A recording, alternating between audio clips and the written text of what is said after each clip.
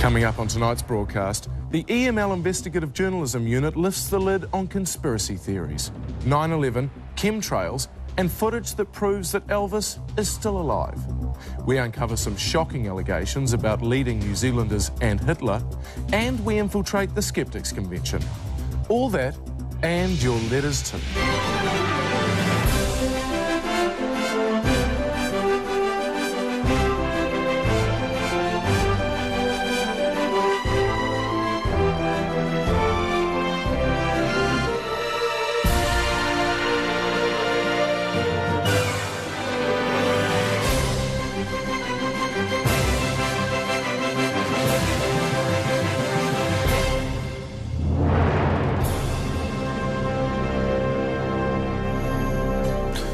Kia ora, good evening. Did they really fake the moon landing? Could Elvis still be alive? Are they really poisoning our skies with chemtrails? Did George W. Bush stage 9/11 in an elaborate plan to rule the world? To a growing number of New Zealanders, the answer to those questions is yes. What's a conspiracy theory? A conspiracy theory is a theory which endeavours to explain something, some historical event, by means of conspiracy. Helen Clark was trained in St. Petersburg. You have to do your homework, Jeremy. And Margaret Wilson was also trained in Russia. 9/11 was an inside job. She was killed because she wanted to go public. The conspiracy theorist is the good guy. I don't know what medication you're on, Jeremy. Whoever the conspirators are not just bad guys, but they're evil. We've all heard how Marilyn was killed by the FBI, that Lee Harvey Oswald couldn't have killed JFK all on his own, that Elvis didn't really die, and the moon landing never happened. New Zealand has its own conspiracies involving UFO cover-ups, the Rugby World Cup, and the assassination of Norman Kirk by the CIA. 9/11 gave birth to a whole new world of alternative narratives. The whole thing was an inside job. And now they're poisoning us with chemtrails. If there's one thing we can be certain about, it's that in 2005, conspiracy theories are on the rise. I think it's the same reason why people believe in a lot of weird stuff. It's trying to find a reason for the things that they see around them. The research says that the people who are most likely to believe in conspiracies tend to be the people who are most extreme in their views. So politically, they might be the extreme left or the extreme right, which probably indicates that they're quite unhappy with the way things are going and they're looking for reasons why it's bad. Psychologist Mark Wilson is researching not only what people believe, but why they believe, and has his own theories on conspiracy theories. For example, there's an increasing number of publications which deal with these. They've always been around the United States, for example, and some of those get shipped over here, but they're increasingly more popular. If you look at the content of television, they're more popular, and part of that's just a reflection of the fact that bad things have been going on in the world. When bad things happen, people get really anxious, they look for causes for things. We've all heard the official line on 9/11, the hijacked planes flown by terrorists. It was 9:38 a.m. and the building was in full swing when the plane hit at close to 350 miles an hour. But according to some, including New Zealand's own Uncensored magazine, the attacks were organised by the Americans, and the Pentagon wasn't hit by a plane, but by a missile. It was all an inside job. There's a lot of stuff out there that has been suppressed over the years. A lot of information that the people have been denied. The pages of Uncensored are filled with sensational stories of cover-ups, suppressed inventions, and frightening revelations. But for a truly cracking read, we recommend a book written by this man. His name is Greg Hallett, author of Hitler Was a British Spy. His theories are unconventional, to say the least. So Hitler's dead? Dead now, yeah. How long has he been dead for? Died in February 1950 in Spain. In Spain? In Barcelona. Right. Yeah. So he escaped from the bunker? Yeah, escaped from the bunker. He got out in a WK-202 submarine, which is a mini submarine 35 metres long, with Eva Braun, under cover of the tunnels being flooded. When you got the River Spree comes down, the locks here are closed off, and the tunnels at this level were being used as a Red Cross hospital, and Hitler ordered the tunnels flooded. So the tunnels were flooded, everyone in the tunnels died, and then the lower door was released, all the bodies, thousands of bodies, and more blood gushed out down the River Spree, and then Hitler got into the WK-202 submarine and went down the River Spree to Lake Harville. As you can see, Greg has a unique take on history, and some of his theories are literally unbelievable. Muldoon was a double agent prime minister, and we get a double agent prime minister every 25 years. Helen Clark was trained in St. Petersburg. William Ferguson Massey brought the Spanish flu into Samoa. King George VI had an illegitimate child in Rotorua. Yeah. He looked like a royal who'd been nuggeted. So Wallace Simpson used to arrange threesomes with other men. Pearl Harbor was an inside job? Yeah, definitely. You know, some people would say that here's a guy, he's writing these books. There's a lot of work that's gone into these books. But this is absolutely crazy. Yeah, the truth is stranger than fiction. And if you've been told a lie for 60 years constantly, and then someone comes out with a book and tells you the truth, and it's completely different from all the lies, it's going to take a couple of years to accept. How's the media received your book so far?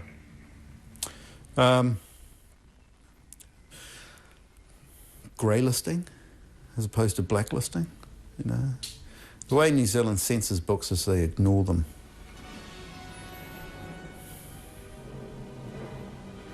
So it's been ignored.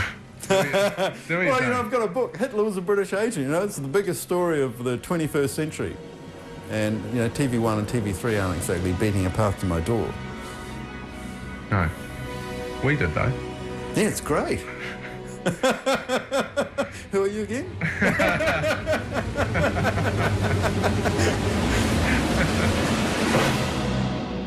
But just because Hitler probably wasn't a British spy doesn't mean that all conspiracy theories are crazy. Dr. Charles Pigden from the philosophy department at Otago University reckons we need to be careful when labelling something a conspiracy theory. What people sometimes do is use the idea that conspiracy theories are crazy to rubbish conspiracy theories which are perfectly sensible. An example is the Tony Blair. Apparently, when somebody put to him the idea that the Americans were in Iraq for the sake of the oil, he said, oh, well, that's just a conspiracy theory. But during this period, the whole foreign policy of the UK and the United States was based upon conspiracy theories. The conspiracy theory that Al-Qaeda were responsible for 9/11, a conspiratorial group, that Saddam Hussein had something to do with Al-Qaeda, and that Saddam Hussein had successfully conspired to acquire weapons of mass destruction. These are all conspiracy theories.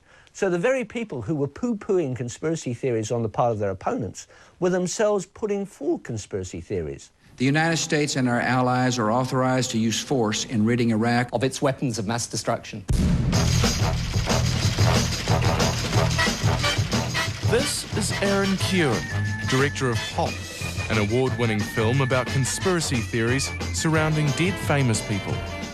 Yeah, we shot in 10 different countries around the world. There's like 72 different locations. And so, you know, we went to Michael Jackson's house. We went to Dealey Plaza in Dallas, where JFK was shot. We went to the Dakota building in New York, where John Lennon was shot. Where John Lennon. The tunnel where Diana was killed, Kurt Cobain's house. Although it is kind of a conspiracy with Kurt Cobain, with like his suicide letter, like it was shown like it was erased partially. And secondly, the note. Number one rule in a suicide investigation, if it's a woman, look for a note. If it's a guy, forget about it. Men don't write at the best of times, let alone the worst. Remarkably, Aaron claims to have uncovered footage that shows that Elvis was alive and well in the 1980s. You know, some people are going to look at it, you know, you could show them, you could bring back a photograph from 2,000 years ago and say, hey, look, this is Jesus. And some people would say, no, that's just not true. So, what's in the mind of conspiracy theorists? Are they all just a bit SLOW? What we found in some of the research we've done is that, for example, things like aliens or ghosts, people who believe in those things aren't people who don't actually think about things. They're actually people who think about things a lot more than the average person. And that's part of the reason that they're heading for, they're trying to find causes for things, they can't find them, so they're heading for increasingly way out things. The hottest ticket in conspiracy theories at the moment is something called chemtrails. They may look like vapour trails left by airliners, but according to Uncensored and numerous websites, they're evidence of a huge conspiracy involving the US government, airlines, and insurance companies. The motives include global warming control and depopulation. To be honest with you, everyone that I've shown this magazine to believes that most of it's fantasy.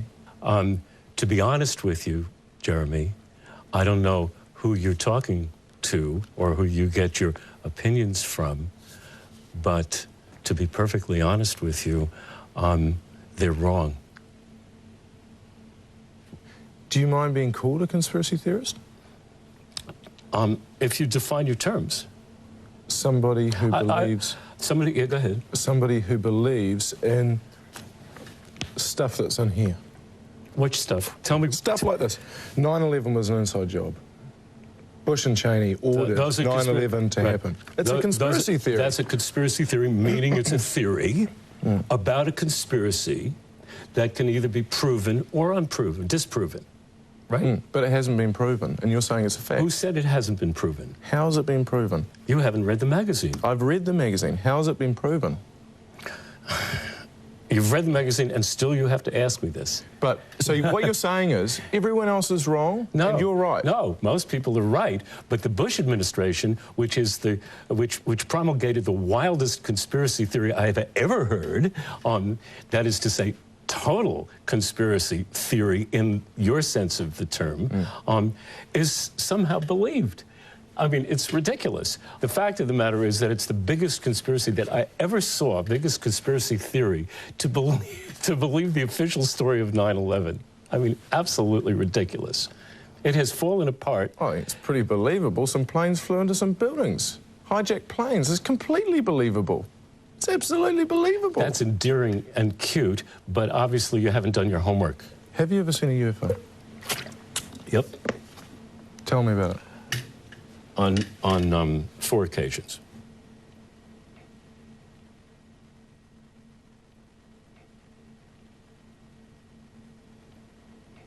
Still to come, joining the jihad against stupidity as we infiltrate the Skeptics Convention.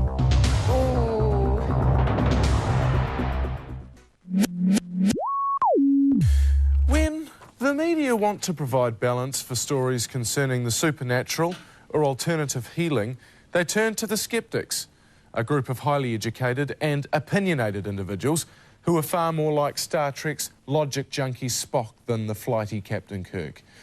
They're hated by clairvoyants, New Agers and Paul Holmes.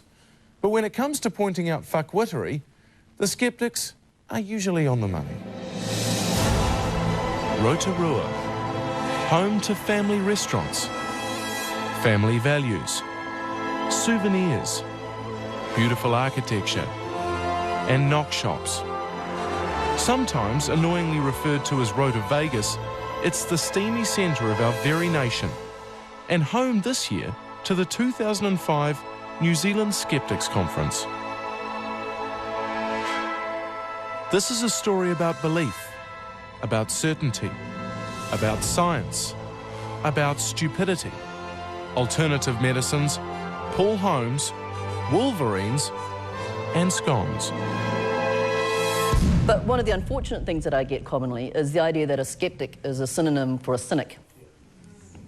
Because one of the things I find intriguing about us, you, as a group, is I think we're actually optimists. Possibly incurable optimists, because we believe, and I assume that you agree with me on this, that there is a capacity for the human being to make informed choices, given enough information. Each year, the skeptics meet to swap notes and hear from an impressive range of speakers, a mishmash of scientists, It wasn't quite a randomised, double-blind placebo trial. Doctors. The same little light goes up on your motor cortex. And journalists. Well, I would be if I'd finished Year 3 Public Affairs reporting, but I didn't. This is a world where echinacea is a dirty word, homeopathy an abomination, the afterlife a cruel joke, but Sudoku is child's play. Our official name is the New Zealand Committee for Scientific Investigation of Claims of the Paranormal. It's a bit of a mouthful, which is why we tend to get shortened to the skeptics. But the scientific investigation is the important thing. Vicky Hyde is the public face of the New Zealand Skeptic Society. I find UFO abductions fascinating, but for the same reason I find people's responses to mediums fascinating. Well, I have a certain soft spot for tanifas. I think you could argue that there's a cultural reason for having them as a safeguard and protection for rivers. Iridology, as far as I know, there is no physical connection or reason for any kind of connection between the eye and anything else. Real estate agents. And Eric Young. I don't know if there's any kind of scientific investigation involved in real estate agents. Eric Young? Eric Young? Vicky may not know about Eric Young, but she's very familiar with Paul Holmes. A fax from Vicky Hyde of the New Zealand Skeptic Society of Christchurch. Says Vicky, in your item on Wellington Hospital's healing hands, says Vicky, Dr. John Carter, this is last night, Dr. John Carter says there's no evidence to prove that such practices cause healing, yet he permits his staff to make precisely that claim in media publicity. It is not ethical to take advantage of a common psychological reaction and dress it up as some form of special treatment when it is not. Frankly, says Vicky, I would be dismayed to be treated by a doctor or hospital who didn't recognise the important ethical or professional questions here. Delusion or deception is not an acceptable basis for something claiming medical support and public funds. Signed, Vicky Hyde of the Skeptic Society. The ends justify the means argument is not considered acceptable in our society. It's not considered a good thing to defraud or deceive people, no matter how well-meaning you are. We fought a lot to try and get a society enlightened enough to actually recognise that. We shouldn't throw it away for want of a little critical thinking. To which I say to the Skeptic Society, why don't you nose in the air elitist, get a life? Indeed, I don't know how you can bring yourself, Vicky, to communicate with a program which you recently awarded the wooden spoon for the way we gave serious and respectful consideration to the parents of Liam Williams Holloway. In 1999, the skeptics became embroiled in the sad case of Liam Williams Holloway. In particular, the coverage the story received on the Holmes program. Liam's parents made headlines by running away with him, shunning medical advice that the boy needed chemotherapy, opting instead for an unorthodox contraption called a quantum booster. We were given by a friend this book here, Suppressed Inventions. And in here there's some information that really makes you look hard at what the medical people are doing. There's some information in there which is just dynamite. The book was edited by Jonathan Eisen. Suppressed Inventions and Other Discoveries contains tales of cancer cures that have been quashed by the establishment, along with tales of UFOs and faces on Mars. Sadly, the alternative therapies didn't work, and Liam died. I heard you muttering as you were watching that. You're going to miss the boy. Yeah, I think we all will. Yeah, he was quite a kid, quite a battler. Unimpressed with the uncritical ride the Holmes show gave the Holloways, the skeptics awarded the show its annual Bent Spoon Award, named in honour of illusionist Uri Geller.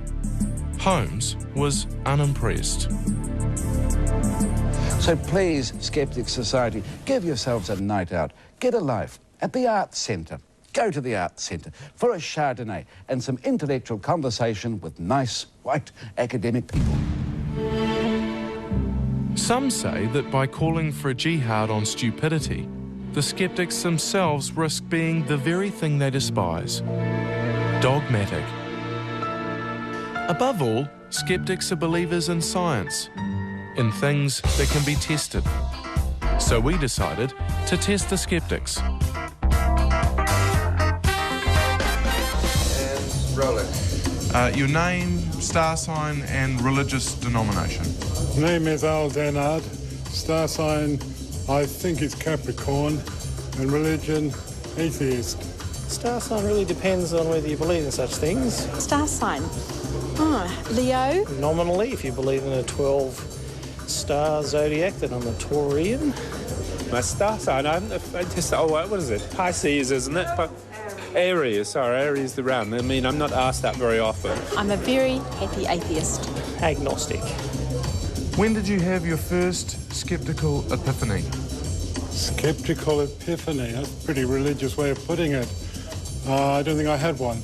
I think when I was about 5 or 6, when I asked the question that was actually talked about today, who made God? First time I saw somebody who died because of a religious belief, and because of a deeply held religious belief and a decision on that person's part, a sane and otherwise rational person who decided to elect not to undergo medical treatment. What's the worst case of scepticism that you've ever seen? The worst case of scepticism? Ooh. Worst case of scepticism? Extreme case of scepticism itself. Worst case? Worst case? No, I still don't really understand why lack of use of scepticism or scepticism used wrongly. Too much scepticism? Oh. Possibly. If Buddhists were right, yes, what animal would you like to be reincarnated as? If Buddhists were right, Wolverine. A worm. My cat. Wolverine. What's that? It's it's a mustelid. It's a bit like ferrets, only very much bigger. A big ferret? Yeah, about 30 pounds, 12, 15 kilos. A 15K ferret? Yeah. Well, you know, that kind of animal. Oh, okay. Belong to that species. And I'm happy to inform you that those scones really were delicious. Still to come. So you're saying there was no conspiracy? People have overlooked the most obvious explanation. To the celebrity share market now, and tattooed Tommy becomes the reluctant new face for a British security firm. Mary talks about poos in the Woman's Weekly. Karate Kid's mentor has popped his kung fu shoes. Rodney's now tooling around in a smart car. Ironical. And the world's ugliest dog has died. So you're saying there was no conspiracy? People have overlooked the most obvious explanation. I shot myself. But what about the Zapruder film? It was made by the same guys who did the moon landing. Oh, my. Now, we'll just come to you in a second, Oppo. Getting back to that initial... And that's our show. Coming up next week, Mark Sainsbury dishes the dirt in the interview they tried to ban, the shocking new show from Al-Qaeda, and Deja Voodoo at Armageddon, the nerd fest to rule them all. From all of us here at Eating Media Lunch.